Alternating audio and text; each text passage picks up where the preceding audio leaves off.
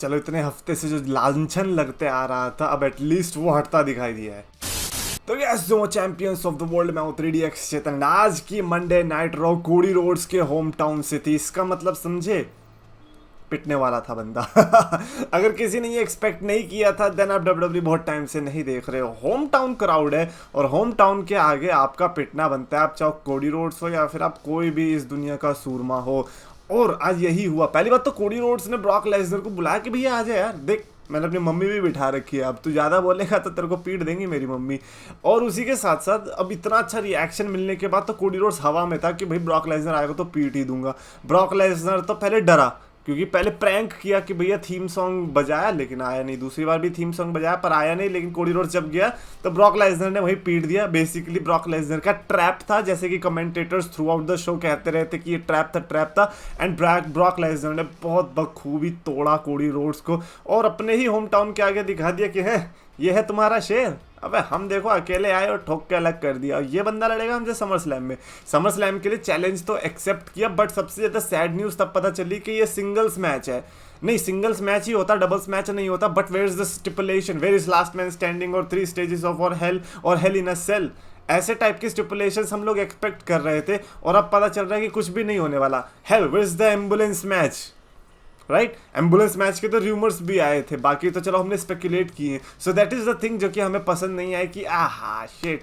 हो सकता है अभी भी एटलीस्ट 1-2 हफ्ते बचे हैं तो क्या पता अगली मंडे नाइट रॉ में कोडी रोड्स को और खुजली हो और बोले नहीं सिंगल्स मैच में मजा नहीं है, स्टिपुलेशन डालो। But overall I must say कि स्टार्टिंग का segment was good and somehow मैंने पहले भी कहा कि कोडी रोड्स के सेगमेंट उस तरीके के सेगमेंट नहीं लगते जैसे कि बाकी सुपरस्टार्स के लगते हैं। अगर वो जो चीज़ बाकी सुपरस्टार्स के साथ हो रखी है और वही चीज़ कोडी रोड्स के साथ भी होगी, आप नोटिस करना कोडी रोड्स के साथ लगेगा कि इसके साथ कुछ अलग हुआ है, हालांकि चीज़ वही हो रही होगी जो कि बाकियों के साथ। I don't know what is the thing with Cody Rhodes but he is actually special man. उसके अलावा गुंथर ने रिडल को हराया। यहाँ पर ऑफ कोर्स मेरे को इस मैच की तारीफ करने की जरूरत नहीं है बिकॉज मैं कहूँगा कि आज की मंडे नाइट रॉ में मैचेस जबरदस्त देखने को मिले। एक ऐसी मंडे नाइट रॉ जहाँ पर गुंथर वर्सेस रिडल का बेस्ट मैच हो सकता था, वहाँ पर गुंथर वर्सेस रिडल को सरपास करने वाले भी मैचेस निकल कर आए, उसके बारे में भी हम बात करेंगे। जजमेंट डे का प्रोमो आता है, why not. Judgment day one of my favourite factions right now और रॉ की तो बेस्ट थिंग है यार,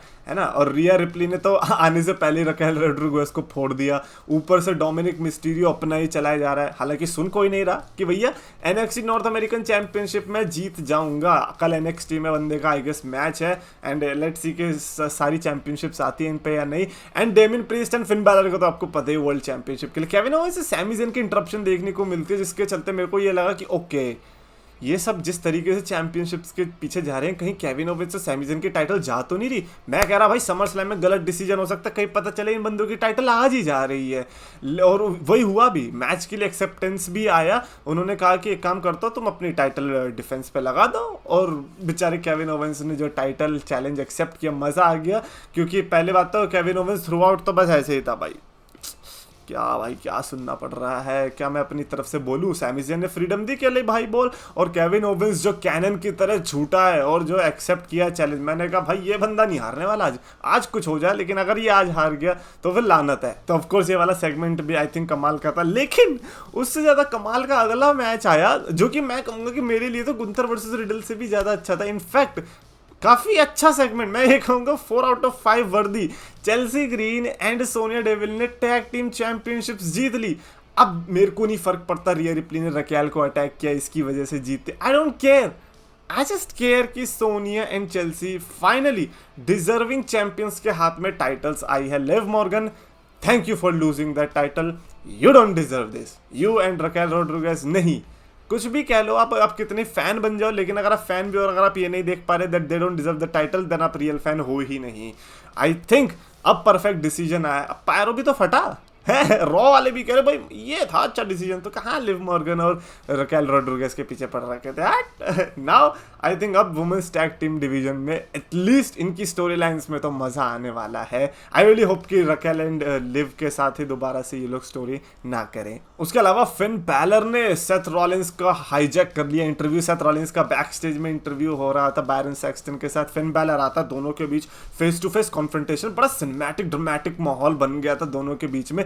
and you know Finn Balor is demanding that rematch again and again and again. और आज भी सेथ रॉलिंस के अगेंस्ट डिमांड कर रहे थे कि यार मैं तो तेरे को पर्सनल वेंडेटा दिखाने वाला हूँ कि यार जिस तरीके से तूने अटैक किया वैसे ही मेरे को करना है, तो इसलिए मेरे को रीमैच दे। सेथ रॉलिंस की बात बड़ी अच्छी लगी कि just because he is baby face doesn't mean कि वो चैलेंज एक्सेप्ट कर ही लेगा।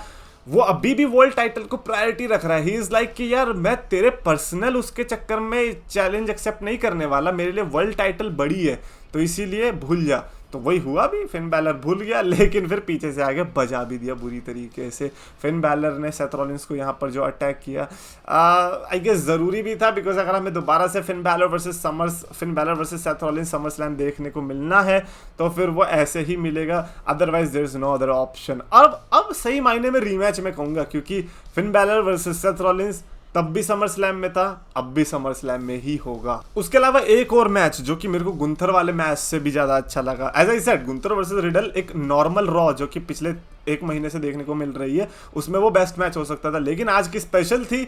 I don't know why, may be Cody Rhodes के होम टाउन में, अगर ऐसा तो कोडी रोड्स के होम टाउन में रोज करो वाइकिंग रूल्स मैच। ओए होए, that match actually ruled. And you know मेरे को वाइकिंग रेडर्स कितनी नापसंद है, I don't like that tag team, but my God आज अल्फा एकेडमी के साथ जो मैच हुआ, ये जो 6 मेन एंड वुमेन का मिक्स टैग टीम मैच था वाइकिंग रूल्स के अंदर, जो वहाँ पर एनवायरनमेंट क्रिएट किया गया था, सबसे पहले तो प्रॉप्स टू दैट कि भैया अपने थीम पे ही उन्होंने अच्छा मैच दे दिया, मैं ये कहूँगा। और उसी के साथ साथ Otis, Chad Gable and Maxxine की परफॉर्मेंस तो कमाल की, मतलब एंटरटेनमेंट फैक्टर इन्होंने ऐड कर दिया।